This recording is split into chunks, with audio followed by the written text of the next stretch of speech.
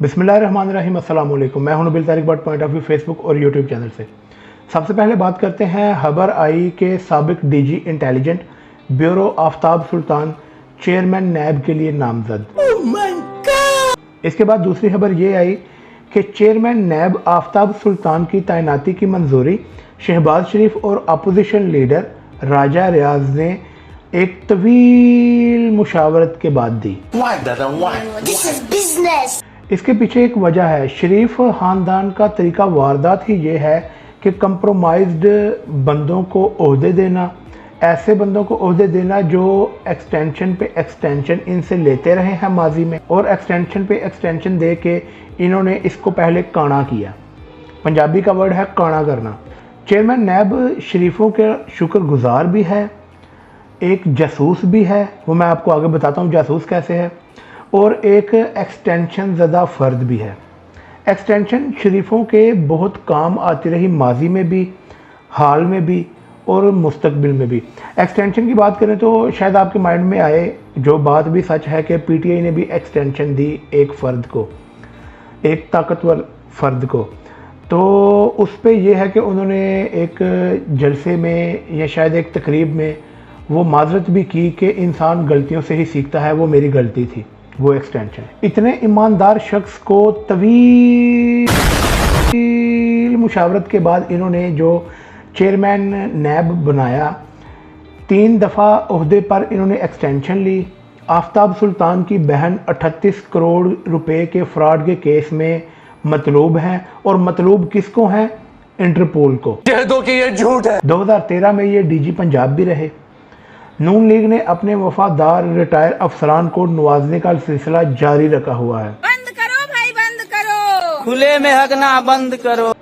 उन्हें पता है जो गेम डल रही है, इनका टाइम करीब है। फिर आपने इमरान रियाज खान के व्लॉग में भी देखा होगा कि इन्होंने कैसे ग्रेड 17 से ग्रेड 22 तक के अफसरान को नवाजा, 1.5 गुना तनख्वाहें बढ़ाई। गरीब की जो 6, 7, 5 ग्रेड की जो स्टार्टिंग है अफसरान, उनकी अभी तक तनख्वाह नहीं बढ़ी। आम आवाम है वो, उसकी तनख्वाह नहीं बढ़ी, लेकिन 17वें ग्रेड से 22वें ग्रेड तक की है। वो बात और है, वो बात कहीं और चली जाती है। इसके अलावा सुल्तान आफ्ताब अपने पिछले दौर में डीजी आईबी भी थे, आईबी के डीजी भी थे, और इनके दौर में सानेहा मॉडल टाउन भी हुआ। ये वही शख्स है जो नवाज शरीफ से हदायत लिया करता था और इस वक्त के आर्मी चीफ और डीजी आईएसपीआर की मुखबरियाँ किया करता था, उनकी जासूसी किया करता था। ये मुखबरी किया करता था नवाज शरीफ को, जासूसी इनकी किया करता था। ये इस हिसाब से पक्का जासूस है, बेहतरीन तैनाती है, तवील। I have no idea। इसके अलावा अरशद शरीफ साहब ने एक ट्वीट किया, और मैं आपको पढ़ के सुनाता हूँ कि 1 करोड़ 23 लाख रुपए में 5 मिनट से कम का गाना आईएसपीआर ने बनवाया था। अरबों रुपए के सालाना अखराजात करने वाले वजारत दिफा और इसके इदारे का मुकम्मल ऑडिट होना चाहिए, जो कि ठीक बात भी है, ऑडिट होना चाहिए, ताकि पता ये चले कि इस ड्रामे में, इस गाने में, इन फिल्मों में कौन कौन मुस्तफ़ीद हुआ। अवाम के पैसों से कितने पैसे, कितने अरब रुपए के गाने बने, कितना खर्चा इन्होंने किया। सुना ये भी है कि आजकल एक बंदा है जिसका नाम कामरान शाहिद है, ये भी एक स्पॉन्सर्ड फिल्म कर रहे हैं।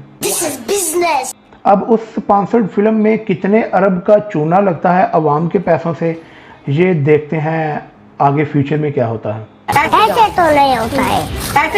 Election ECP election commission Pakistan का अभी जो मुझे समझ में इस टाइम आ रहा है, एक नाम तजवीज़ किया मैंने, वो आप देखें अगर आपको पसंद आता है तो। मैं तुम्हारे बाप का नौकर नहीं। इलेक्शन ईसीपी का मतलब इस्टेब्लिशमेंट कमीशन पाकिस्तान होना चाहिए था। ऐसे तो नहीं होता है इस काम के बाद, क्योंकि अदालत ने जब एक ऑर्डर दे दिया हुआ है कि रिकाउंटिंग होनी चाहिए, तो ये तो अदालत की तौहीन भी बनती है। अदालत का केस नहीं हो रहा इन पे, क्योंकि वो वड्डे ताऊ का इलाका है, तो वहाँ कुछ भी हो सकता है, कोई कुछ नहीं कर सकता, वो जो मर्जी करे। इसके अलावा अभी तो निगरान सेटअप भी राजा रियाज और शहबाज शरीफ की मर्जी से आएगा। फील्ड हाली नहीं छोड़नी चाहिए थी, ये कुछ लोगों का कहना है, ये मेरा भी मानना वैसे यही है। बहरहाल अल्लाह बेहतर करे, अल्लाह बेहतरी करे पाकिस्तान के लिए। इसके अलावा नून लीगी खातून उज़्मा ज़ईम कादरी को कोरोना हो गया। ज़ईम हुसैन कादरी इनके जो शोहर हैं, इनका ये कहना था कि पहले इन्हें बुखार हुआ उज़्मा साहिबा को, तो इनको चेकअप कराया गया तो इनको पता चला जी ये कोरोना है, तो इन्हें घर में करंतना कर दिया गया। उसके बाद इनकी तबीयत एक दिन बाद ज़्यादा ख़राब हो गई, तो अभी इस टाइम ये हॉस्पिटल में एडमिट हैं कोरोना के सीन में। तो बहरहाल इनका वोट नहीं पड़ सकता, एक और इनका वोट कम हो गया नून लीगियों का। इसके अलावा लास्ट में कोयटा में लापता अफराद के बारे में प्रोटेस्ट किया जा रहा था, औरतों और बच्चों का। अभी एक इशू ये है कि ये एजेंसियां बेहतर जानती हैं कि वो लापता कैसे हुए, क्यों इन्होंने उन बंदों को उठाया, या उठाया भी है या नहीं उठाया, अल्लाह बेहतर जानता है।